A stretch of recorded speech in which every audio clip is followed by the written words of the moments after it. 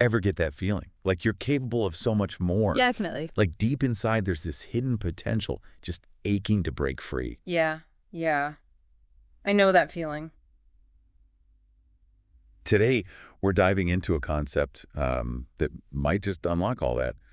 The Merkaba. Ooh, okay. Ever heard of it? Yeah.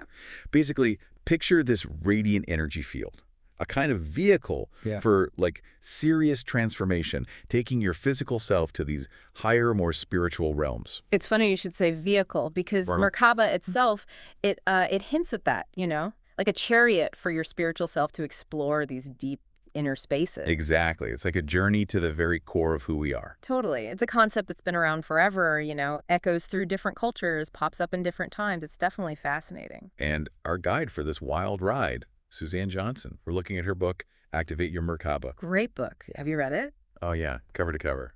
Multiple times, actually.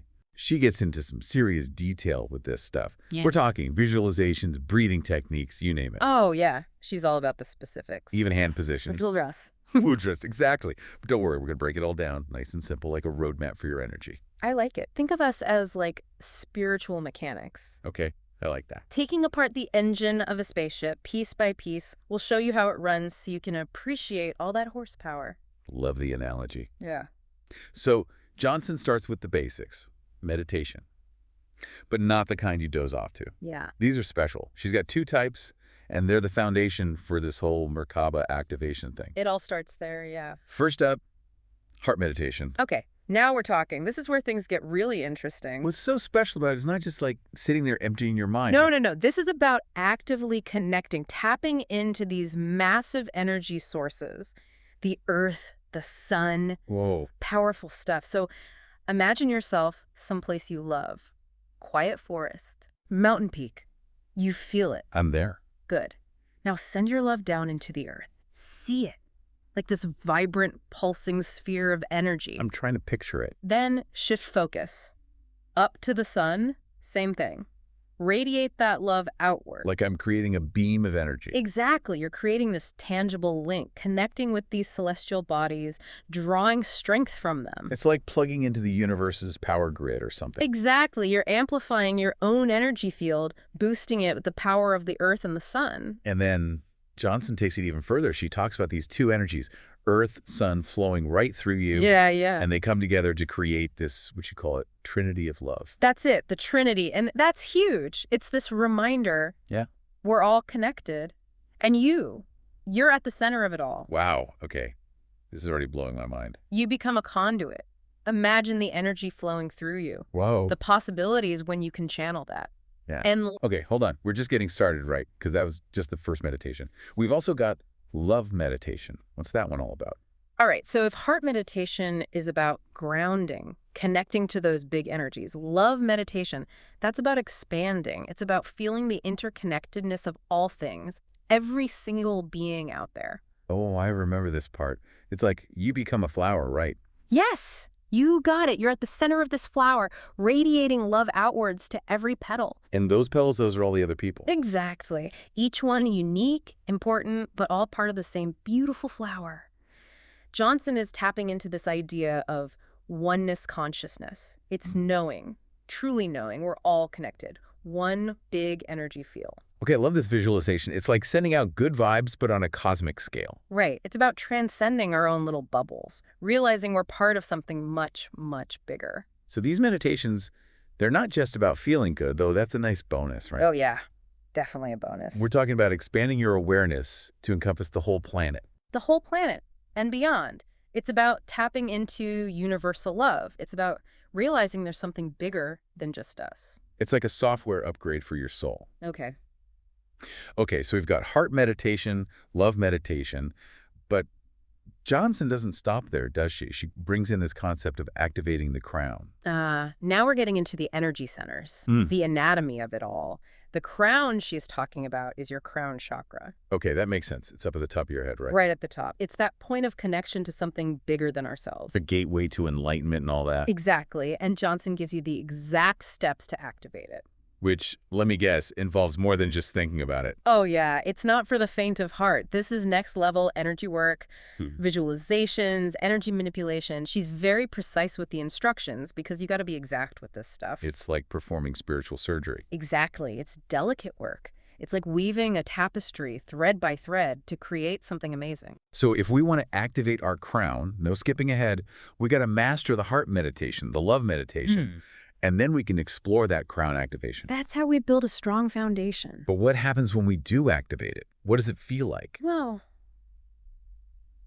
for that, my friend, you'll have to wait for part 2 of this deep dive. Oh, come on. You can't leave us hanging like that. Because trust me, activating the crown, that's just the beginning. It opens the door to something truly incredible, the sacred space of the heart. The sacred space of the heart. It sounds so, I don't know, mysterious, you know? Like something out of a fairy tale. How do we even get there from these meditations? What's the connection? Well, it all starts with a journey. Inward. Inward. Yeah, inside ourselves. It's amazing how powerful our minds are, you know? Totally. We can use our intention, our focus to explore these like hidden layers of our being. It's like Johnson says we can actually travel to this sacred space. Okay, but how? Like, is there a map? She says there is this spiraling energy field. The vortex, she calls it. A vortex. Okay, now I'm picturing black holes in spaceships. Right. It sounds kind of intense, but then Johnson brings it down to earth with this really simple analogy. A slinky. A slinky. Those things are awesome. The best. But think about how it moves. All those spirals, the constant motion, it's like this never-ending flow of energy. Okay, I could see that. So Johnson says our heart, it's got a similar energy field. This vortex, spinning and swirling, it acts like a portal. It's a bridge connecting us, our physical selves, to this sacred space inside. So it's like a doorway in our heart. You got it. And the best part, Johnson gives us directions, step by step, to actually find this door and walk through it. Okay, I'm listening. Tell me more. It's all about visualization. She walks you through it. You start by imagining your mind, like literally traveling down from your head. Down past my throat? Yeah, past your throat. Keep going until you feel it. This pulsing energy, that vortex emanating from your heart. It's like we're following breadcrumbs of energy, leading us right to this sacred space. Exactly. And what's really cool is that we're not just passengers on this journey. We're the drivers. We're actively directing our awareness, using this vortex field as our guide. Okay, so we've used our intention, followed the energy, and now we've arrived at the sacred space of the heart. What happens next? What's it like in there? Well, this is where things get really interesting. Johnson says that when you first enter, it's completely dark. Dark. That's a little creepy, isn't it? Maybe a little, but here's the thing. You have the power to change it. You have to consciously will the light to appear. Johnson actually says to think to yourself, let there be light. Wow, I love that. Yeah. It's like we're creating our own reality, even in this energetic space. Absolutely. We're active participants, not just visitors passing through. We're shaping our experience with the power of our intention. So we've brought light into the sacred space. What else happens? As you hang out in this space, getting comfortable with its energy, Johnson says you'll start to hear something, a sound. A sound? Like what kind of sound? The resonant hum of No way. The like quintessential sound of the universe. The one that connects us all. But it goes even deeper than that. Johnson says you might also hear your own personal tone. My own? Oh, what does that even mean? It's like your own energetic signature, your unique vibration harmonizing with the universe. Pretty wild, huh? That's incredible. So we've got light, we've got sound, and this incredible feeling of connection. What else unfolds in this sacred space? Get ready for this. Johnson describes coming across another smaller space within this already amazing sacred space. A space within a space. Okay, this is getting trippy. As you step inside, the sound, it changes. It gets higher, brighter, and then you look up and you're surrounded by the entire galaxy. Whoa. Are you serious? That's insane. Talk about a cosmic perspective. It's like that moment in a sci-fi movie when someone steps through a portal and finds themselves staring out at the vastness of space. It must be mind-blowing to actually experience that. Totally mind-blowing. But then, in the middle of all this cosmic wonder, Johnson throws in this really specific instruction. Oh yeah, I remember this part. What was it again? She tells you to touch your tongue to the roof of your mouth. Your tongue to the roof of your mouth? Why? What's that got to do with anything? It seems kind of random, right? But Johnson explains that doing that, It actually creates an energy circuit in your body. It connects the sacred space of the heart directly to the crown chakra that we were talking about before. Oh, I see. So it's like closing a circuit, and that allows the energy to flow more freely. Exactly. It's like grounding this incredible experience, anchoring it within our own energy system. So we're connecting the heart and the crown. Where does the energy go from there? That's where things get really exciting. Johnson says this connection, it activates the flow of prana, that life force energy, through your entire being. Like a jolt of cosmic electricity. Okay, now I'm really starting to get excited here. We found the sacred space. We're feeling the prana flowing. Is this where the Merkaba finally kicks in, the rotating lights, the interdimensional travel? Tell me everything. You're on the right track. But Johnson, she's all about that strong foundation, remember? No skipping steps. She wouldn't just launch us into hyperspace without making sure we understand how to fly the spaceship first. So what's next? What's the next step on this incredible journey? Well, before we can activate the Merkaba, we got to understand how it's structured.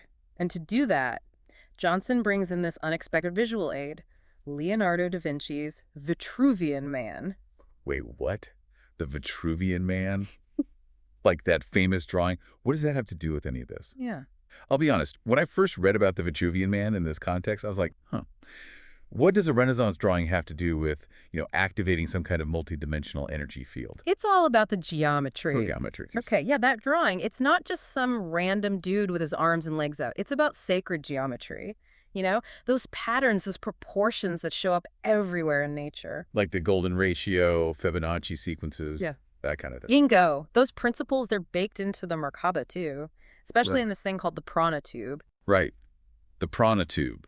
That channel of energy flowing through us, connecting the top and bottom of the Merkaba field, like the axis everything spins around. Perfect description. And Johnson's got these really specific instructions for how to visualize it. Like, imagine it's the width of the circle you make when you touch your thumb and middle finger together. Interesting. So even our physical bodies, like the sides of our fingers, it's all connected to this bigger energetic structure. It's all connected. Remember we talked about that with the Trinity of Love, right? It's all coming together. So you've got this prana tube, right? And it's filled with this white light. And that light... That's what creates the Merkaba. You're getting it. It's the prana flowing through that tube that generates this whole sphere of energy all around you. Johnson says it starts out blue, actually. Blue? I always thought the Merkaba was gold, all shiny and radiant. It gets there. But it's a process. Think of it like a transformation. As you move through the 17 breaths of the Merkaba meditation. The 17 breaths. This is where it all starts to click into place. Yeah. Okay, what's so special about these breaths? What's actually happening as we breathe? Each breath, it has a specific purpose. It's like building something, step by step. Some breaths are about expanding that blue sphere we were talking about, making it bigger. Others are about, shifting the energy, turning it from blue to gold. Johnson even ties in specific emotions with certain breaths. So it's not just breathing, it's visualizing, feeling. Yeah. There are hand positions too, right? The mudras? You got it. Every little thing matters. For example, on the 10th breath, Johnson tells you to breathe out really hard. She calls it a powerful out-breath. And as you do that, you're supposed to imagine this huge expansion, like boom, that blue sphere suddenly explodes into this brilliant golden Merkaba field. Okay, whoa. Trying to picture this. Golden sphere of energy all around me. How big are we talking exactly? Okay, so this is where the Vitruvian Man comes back in. Remember how he's got his arms and legs spread out? Johnson wants us to visualize that sphere, extending all the way out to our fingertips, our toes, everything. That's huge. And that's just the beginning, right? Because it's not just one sphere. We've got the tetrahedron stars too. You're on fire today. That's right.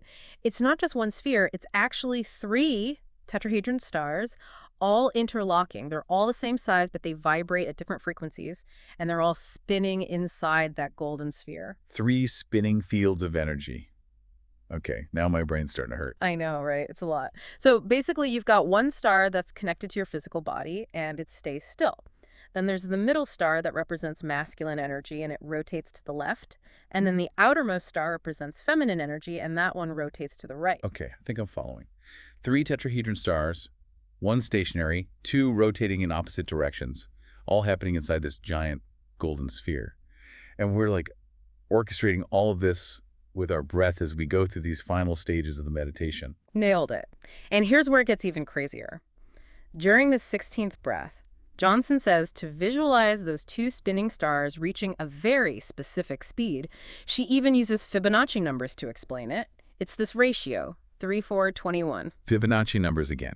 I'm telling you, there's something about these patterns. They're everywhere. I know, it's wild. So as those stars hit that 3, 4, 21 ratio, Johnson says this disk of energy shoots out from your root chakra. Root chakra. That's like at the base of your spine, right? Exactly. And this disk, it just explodes outwards, something like 17 meters in diameter. 17 meters. That's like bigger than a house. It's massive, this huge surge of energy. And then, on the final breath number 17, the whole Merkaba stabilizes. It's spinning crazy fast now, almost the speed of light. Hold on, the speed of light. How are we not, like, disintegrating? That's the thing about the Merkaba. It's operating on a completely different level. Johnson says it's functioning in a higher dimension, and when we activate it, we're tapping into that dimension too. So we've done all this work. We've gone through these powerful meditations. We've activated this, like, insanely complex energy field. What's next? What do we do with it? The million-dollar question, right? And you know what? Johnson says that's up to us to discover. She says it's a deeply personal journey, but she offers a few possibilities. Like, we can use it to connect with our higher self, to clear out negative energy, to access deeper levels of knowledge and healing. It's like we've been given this incredible tool, this powerful spaceship, but the destination, the adventure, that ours to create. Exactly. And that's the beauty of it. The Merkaba is a vehicle, not the destination. It's about the journey, the exploration, and all the amazing possibilities that unfold along the way. It really makes you wonder, what if everyone could tap into this power? Yeah. What could we accomplish? What kind of world could we create? Now, that's a thought, isn't it? It's pretty awe-inspiring when you really think about it. It shows us just how much potential we all have within us. Well, on that note of infinite potential, we've reached the end of our deep dive into the Merkaba. Hopefully this has spurred your curiosity, inspired you to explore your own journey, your own potential for transformation. Until next time, keep exploring, keep questioning, keep reaching for those stars within.